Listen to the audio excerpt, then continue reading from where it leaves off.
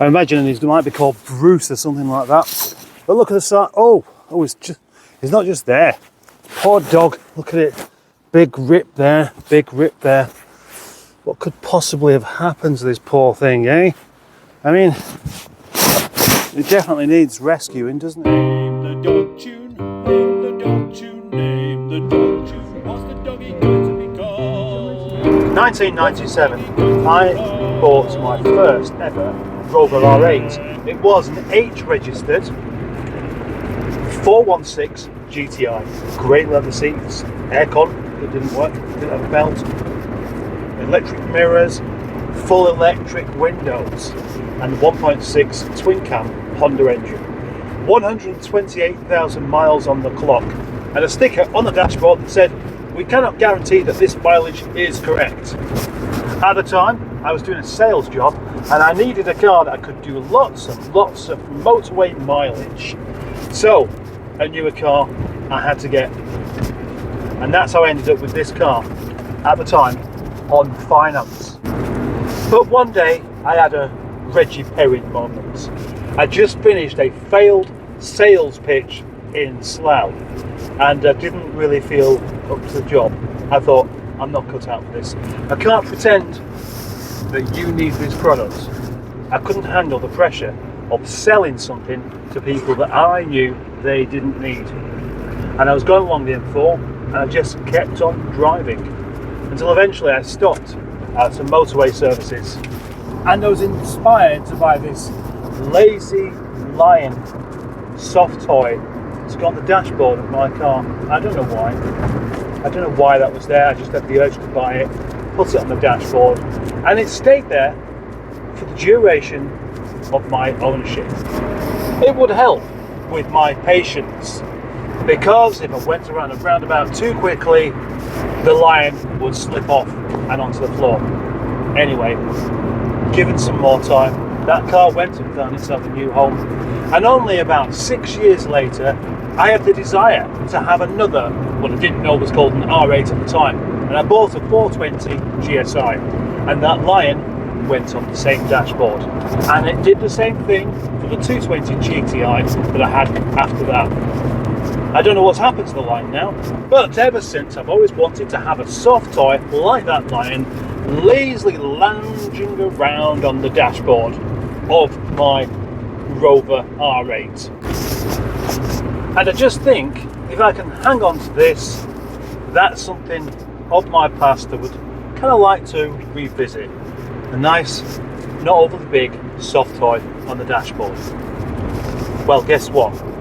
Yesterday I found one. That's right, I found a soft toy in a shopping trolley in Morrison's outside. I spotted it, I picked it up, and my girls saw it and said, "Can we keep it?"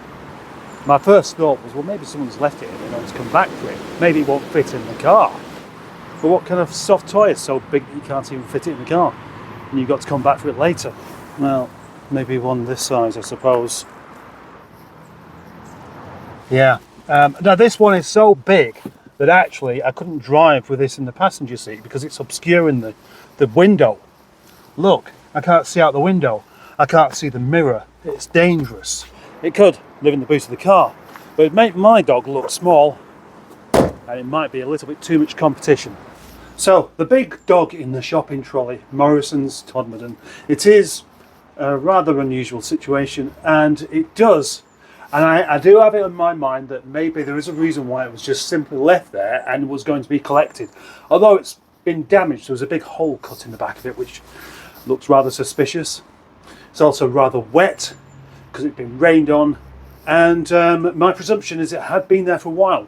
But of course, if you happen to own this dog and have paid for it and want it back, you can have it back. It's in Milnrow. For the moment, it will reside in the corner of my lockup, occupying the MGF seat. Because yesterday was Christmas Day and I didn't come down here, there's one thing that has not been plaguing my thoughts, and that is that huge dog. I've not been thinking about where it's come from. Why was it left in a shop in Trolley, in Morrison's. I don't think that Morrison's sells soft toys of that size. But now I've popped back into work just to collect something.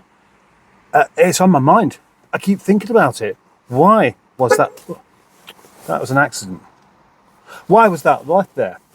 Why was this dog left there? Why has it got a hole in the back? My first thought about having a hole in the back was something dodgy going on. But it could have been something nice.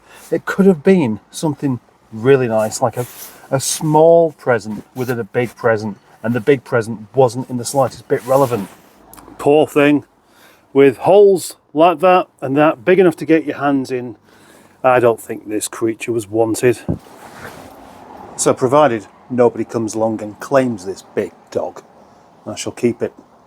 But let's give it a name. Name the dog. Name the dog. Name the doggy. Name the dog. Name the doggy, doggy, doggy, dog. The dog tune. Name the dog tune. What's his little puppy to be called? Name the dog tune. Name the dog tune. What's his little puppy to be called? What's the dog going to be called when it's hanging about in my lockup? My lockup. My lockup of shit.